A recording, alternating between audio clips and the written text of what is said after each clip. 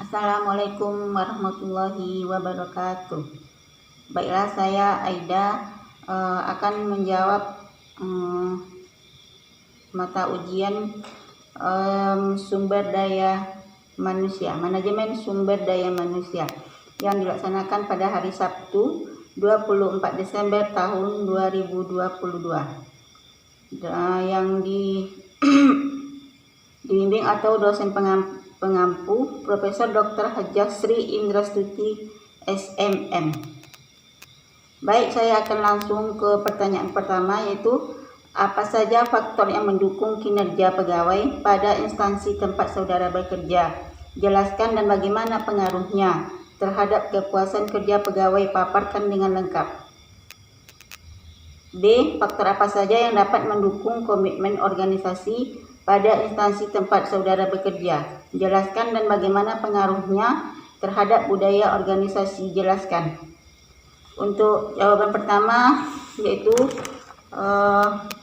adapun faktor-faktor yang mendukung kinerja pada instansi, yaitu sarpras tempat kerja, lingkungan kerja, job desk pekerjaan, tanggung jawab, visi dan misi perusahaan, budaya organisasi, sistem komunikasi, kinerja pimpinan.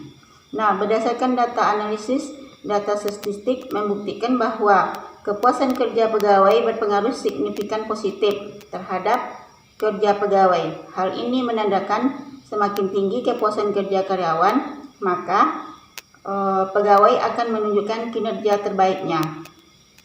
Kemudian untuk jawaban yang B, faktor-faktor yang mempengaruhi budaya organisasi yaitu komunikasi, motivasi, karakteristik organisasi, proses administrasi, struktur organisasi, dan gaya manajemen. Dari uraian di atas dapat dijelaskan bahwa yang mempengaruhi komitmen organisasi yaitu karakteristik personal, karakteristik pekerjaan dan peran, kemudian karakteristik pengalaman kerja dan dukungan organisasi. Kemudian pertanyaan kedua, kenapa organisasi melakukan regenering dan restrukturisasi dan apa yang membedakannya? Masing-masing berikan contoh organisasi yang melakukan restrukturisasi dan regenering. Untuk organisasi profit motif dan social motif. Kenapa demikian? Jelaskan. Untuk jawabannya, karena beberapa alasan umum untuk melakukan restrukturisasi adalah adanya masalah hukum, tuntutan pasar, dan masalah geografis. Contohnya adalah pengurangan karyawan atau perampingan struktur organisasi internal, atau contoh lain adalah penggabungan sinergi beberapa perusahaan yang terjadi karena merger atau akuisisi. Kemudian pertanyaan ketiga, analisa instansi tempat saudara bekerja dengan menggunakan Boston Consulting Group ditinjau dari kinerja pegawai dan potensi pengembangan pegawai masa datang dan di masa posisi instansi saudara bekerja. Jelaskan apa saran saudara sebaiknya dilakukan untuk menghadapi kondisi instansi saudara tersebut. Jelaskan.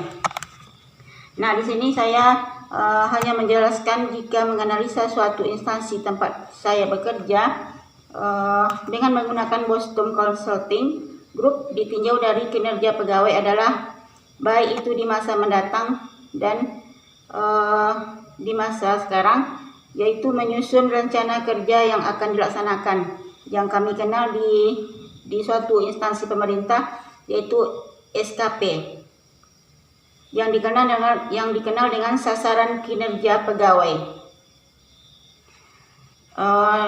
Untuk itu SKP ini adalah sebagai bahan dasar untuk melaksanakan butir-butir yang tercantum dalam SKP tersebut dengan penuh tanggung jawab.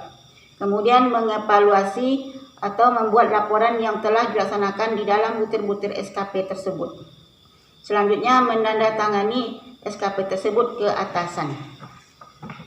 Demikian untuk jawaban ujian mata kuliah manajemen sumber daya manusia pada hari ini. Saya Aida, lebih dan kurang mohon maaf. Assalamualaikum warahmatullahi wabarakatuh.